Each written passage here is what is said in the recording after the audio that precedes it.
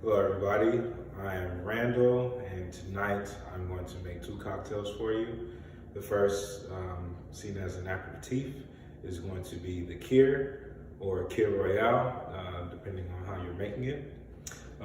Really simple cocktail built in a wine glass for the Kir. It's the Kir Royale, it's a champagne flute. Um, what is the difference between the Kir and Kir Royale, you ask? Well, it's the type of wine. This is a cocktail with white wine or sparkling, in this case white wine. This is the Hungarian Tokaj with Chambord. This is a black raspberry liqueur with a blend of black and regular raspberries. And then fresh raspberries as the garnish. So this is a real, I and Sam definitely love my wine, and I love introducing people to wine cocktails. I feel like that is a good way to enjoy wine in a different way if you've already been enjoying wine, or for people that are new to the wine world, a nice introduction. Especially with this type of cocktail, I went with the Kir.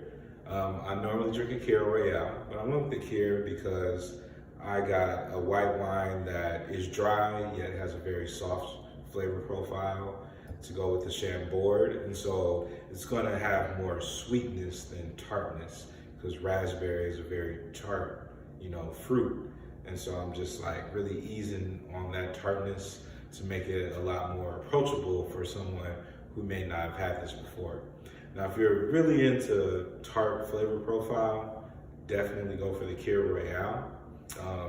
The name, does have a sense of mystique alone, but definitely, if someone just really wants to go for that tartness, it has a refreshing quality, really, really good in the summertime. But yeah, if you're really into a tart, fruity flavor profile, the Kir Royale is a drink for you. Today we're going to start with the Kir. We're using our white wine glass. This is a super straightforward cocktail that needs no tools. Just make sure that you have the proper ingredients as far as quality and that you do the right proportions. You don't want to overpour either way. That will affect the integrity of the cocktail. So, I have my pour glass. Now with this cocktail, you want to start with the heavier alcohol first. So it requires a ½ ounce of Chambord, just a ½ ounce of Chambord. And the less, sweet you want this because the wine is already soft, it's going to encourage that sweetness. You can even do a third of an ounce of Chambord. But yeah, you really want to go light on the Chambord. To a bartender, this would be known as a splash. Yeah, just about that much. This is a 2 ounce shot glass, but I'm using that as my measuring cup. And I'm actually gonna add just a little more. I'm gonna get right to that ½ ounce. And so I'm gonna add that. Then I'm gonna add my fresh raspberry. I want the raspberry to get down in there. And I want the raspberry to really take over, the full flavor profile. So now we have this Tokaj ferment. So this is a lesser known white wine. It's dry, it's made in a dry style. However, it does have quite a bit of residual sugar. So, it has a rounded flavor profile. Hungarian wines have a very rich history. However, not very well known, being that people make them in their backyards. People that have vineyards in Hungary, just make this wine for people to have, not to make a lot of money off of. But, if you want to travel to that part of Europe, or if you're really into, somewhat off dry, if you will, or, not bone dry white wine, this is definitely a good choice.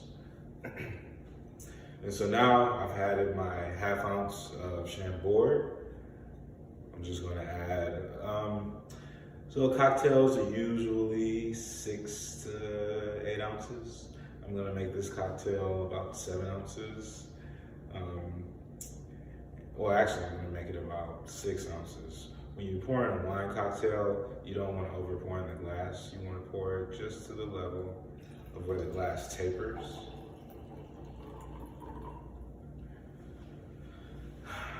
Oh, I always have to check on your good work.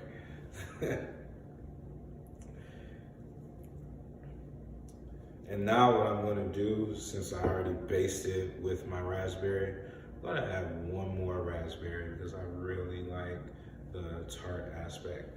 Now you see what I did there? One raspberry is floating, the other isn't. That's why I added that first raspberry, because I wanted it to sink and not float.